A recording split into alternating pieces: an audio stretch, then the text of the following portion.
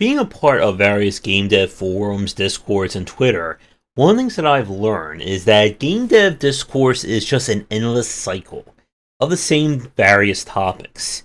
They are video games art? Do you really need a publisher? Do video games need difficulty settings?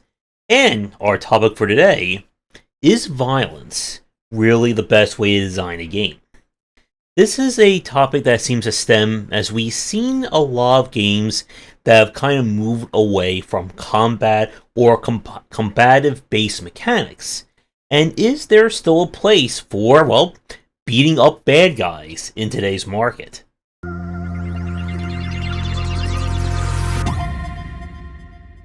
Particularly in the last 3 to 5 years, as kind of the indie space has rose and become more and more prominent in game dev discussions and design talks, we've been constantly, or very frequently, we've had these discussions about the implementation or the popularization of violence or combative-based mechanics in a game.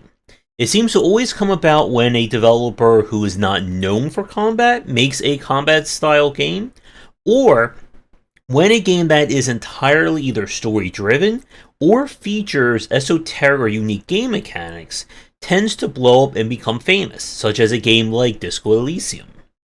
And it's a very, unusual topic, I think, that a lot of people tend to have. Because it kind of, I think, shows both a misunderstanding of combat and good action-based design, and I think it gets into kind of the self-importance that some people may have about the games they make. Because when we see people argue about combat, it usually comes from a developer that either feels like it was forced upon them, either by a publisher, or that they felt it was necessary to include, simply because in order to, check it off on the list. And you can tell when a developer really wants to implement something in their game, and when it feels like it's being forced, as evident by the many single-player games that have had very not that good multiplayer systems. As the Spec Ops developer designer famously said that multiplayer in their game was like trying to put a cancerous tumor on the disc. And one of the things that we have again seen, especially the last 5 years, as more indie developers have been rising in becoming more famous, and more games that are getting away from the stock first-person shooter, action, fighting game, is that there's people who don't want to have combat in their games, and that is 100% fine. But there's also this sentiment from a lot of smaller developers, and again, I see this from either first-timers or those who are trying to make a name for themselves, saying that combat is bad, combat is toxic, it's something that, we need to move away from having violence in our games, and it's where this whole kind of push towards wholesome came from about, I think at this point it's been about maybe 2 to 3 years. And while there's nothing wrong with not wanting to have violence in your games, or only playing games that are more on the non-combative side, it's a different story when you are outright declaring a specific kind of gameplay or design as being bad or inferior, and so on and so on. And here's, I think, kind of the first major point, that in today's market, gameplay is still and will probably remain king. And what that means is, it is better to have a game that has fantastic gameplay and a poor story, versus a game that has amazing story, but horrible gameplay. And oftentimes when I see developers who lament having to put combat or have some kind of combat system in their games, when I play those titles, the combat and the combat design is often the weakest part of those games. And again, it could be because the developer was not experienced in it, or it could be that they just felt like it had to be put in. That it had to be checked off that box in order for it to be a video game. But as I said, in today's market, people are more and more willing to look at games that buck the usual trends of any particular genre, be it an RPG, action, open world, visual novel, adventure, whatever. And it's important, again, when you're studying designs, that design by itself, or the actual individualized mechanics, are not coded or weighted towards a specific game system or a specific audience.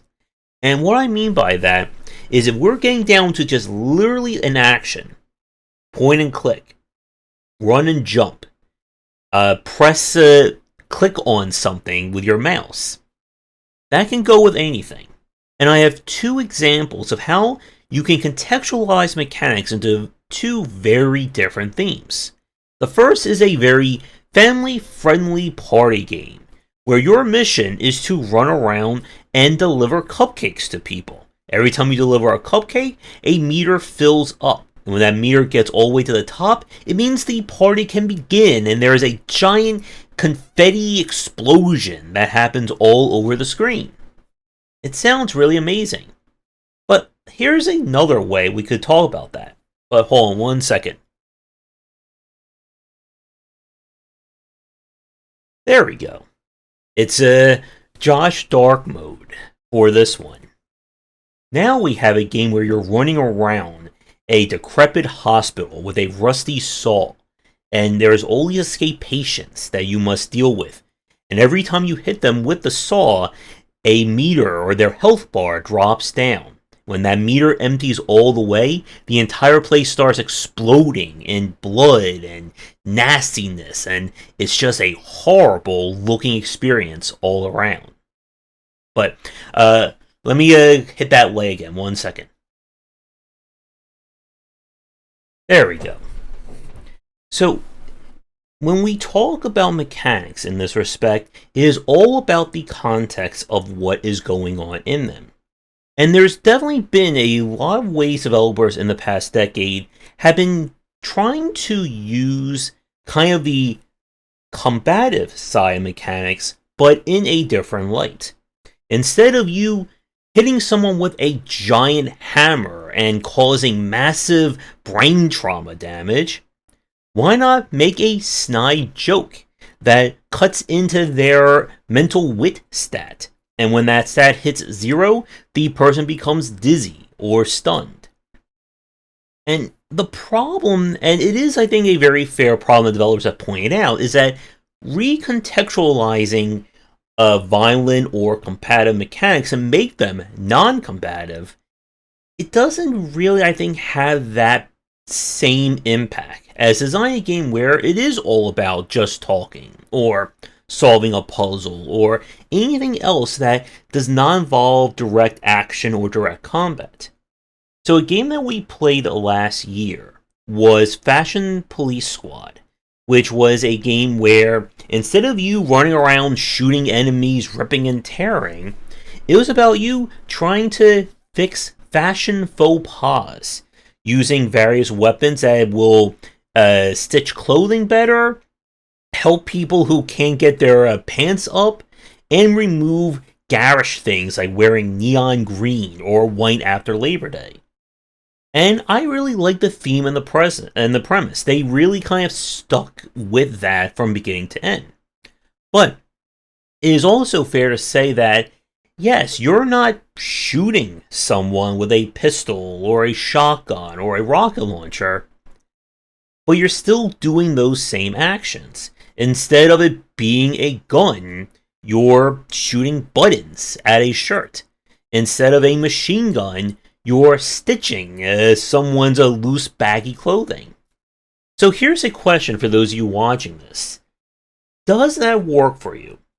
Like, do you like games that will recontextualize either combat or combative elements into a way that's non-combative, but you're still keeping the same base mechanics?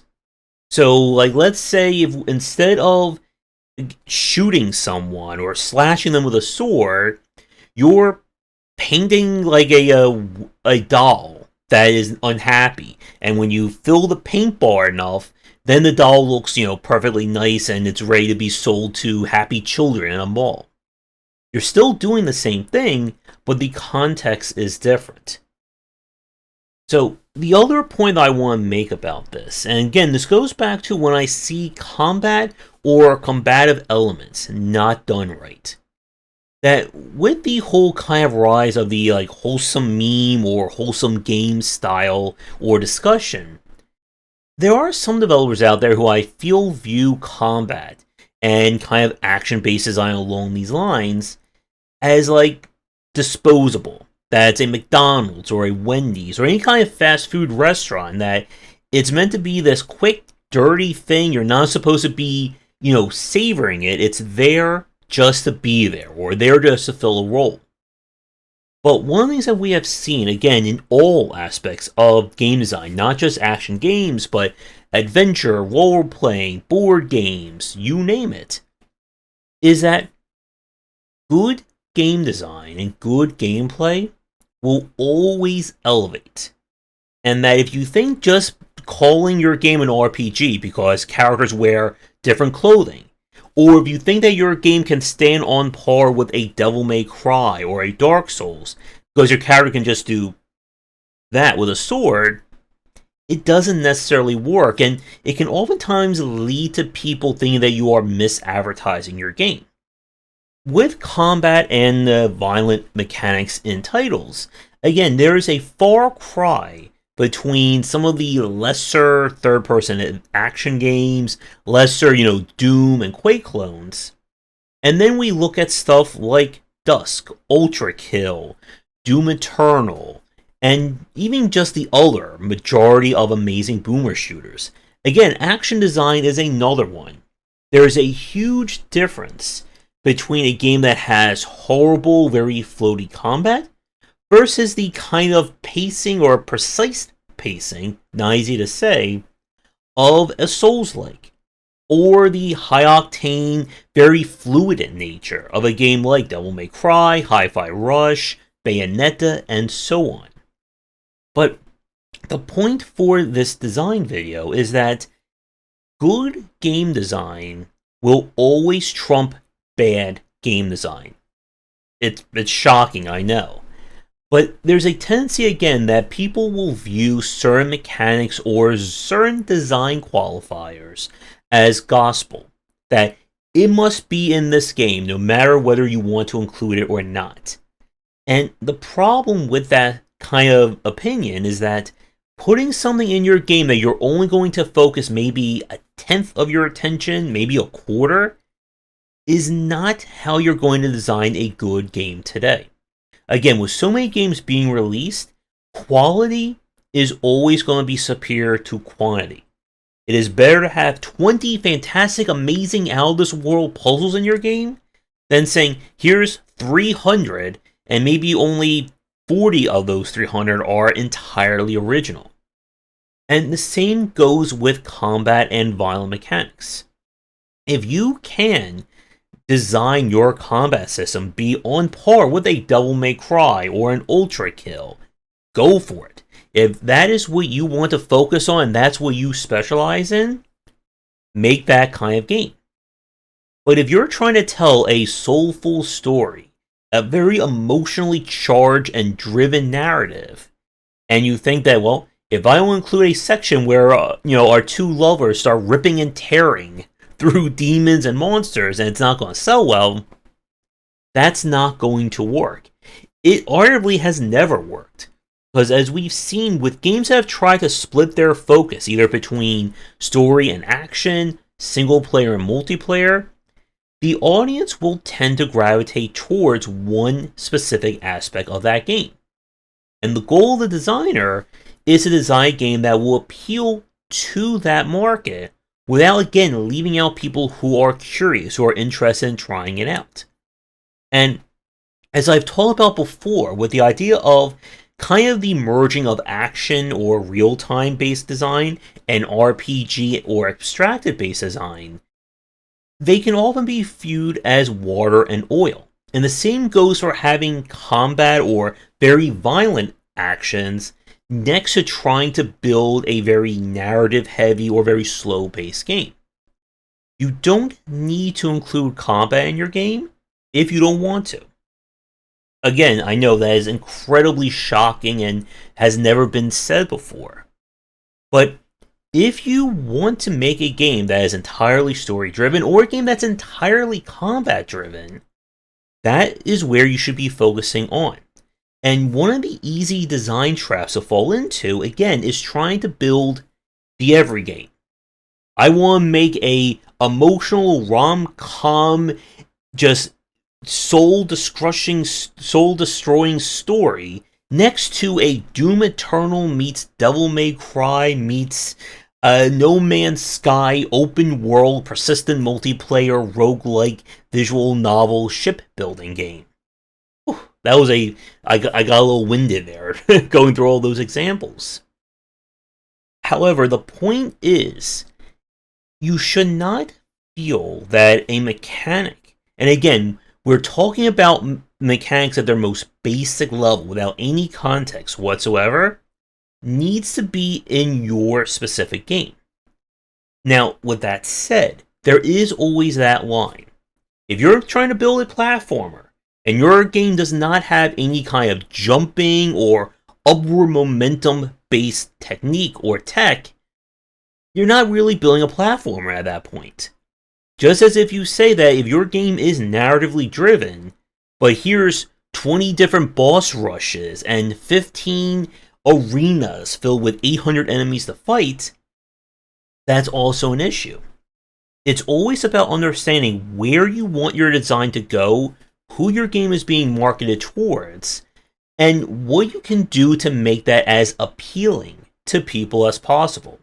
Because at the end of the day, every successful video game always has an intended market. Whether that market is 10 million strong, 500,000 strong, 20,000 strong, it doesn't matter. Obviously, you don't want to be designing a game with a market of 5 people. Unless, of course, you can get that game out super fast and super cheap, then go for it. But the idea is that you want your game to work on all levels. Every system, every mechanic, every aspect of it should be working, coinciding with each other like a well-oiled machine. And if you think adding something in that you hate, or something that you feel that, is just completely counterintuitive to the rest of your game, and if you think that's going to check off a few more boxes and get your game more famous, that's not going to work. And again, this is a point that is definitely way too big for this critical thought. There's a difference between designing a game for a specific audience or a specific market segment, but also designing a game that can appeal to a larger segment than just that. This is where we get into the aspects of UI, UX, of approachability and accessibility. And those are different from our discussion today, which again, it's about figuring out the context of your mechanics and whether or not combat or violent elements is the magical aspect that's going to make a game succeed or fail. So to wrap things up, good game design is good game design. Again, another shocker. I think we're up to 3 shockers in this video today. If your game is fantastic with or without combat, thumbs up for you. But at the same time, saying that a game either needs to have violence and killing and murder, or saying that the game should have none of that, but neither extreme is right in this respect. And it always will come down to the kind of game you want to make and the audience that you're aiming for, trying to appeal to. If you want to make a first-person shooter that has no combat whatsoever, go for it. But I hope you understand who exactly is this game going to be aiming for. Because if you don't know what the market, or even just what a consumer wants out of this design, then you're kind of going to be flying blindly. And again, sometimes this can lead to success. We've seen those out of left field games like Pony Island, like Vampire Survivors, even stuff like adventure games, Disco Elysium and so on that can just come out of nowhere. No one had any idea what this game was going to be, and it blew up massively. But when you take a closer look at those games, they always will have very smart design under the surface. So that even though they may not know exactly who this game is going to appeal to or who's the intended market, they know that the gameplay is high quality and that someone out there is going to appreciate it. And in those cases, a lot of people appreciate it. So my final question for those of you watching this: what are some of your favorite examples of recontextualizing mechanics and themes? Making violent mechanics non-violent, making non-violent mechanics violent. Let me know in the comments down below. Do the liking, subscribing, bell ringing, and all that. Check out our Discord and Patreon. If you're interested in my books on design, they are available wherever books are sold, and come back for daily discussions on game design here and on game wisdom, where we examine the art and science of games.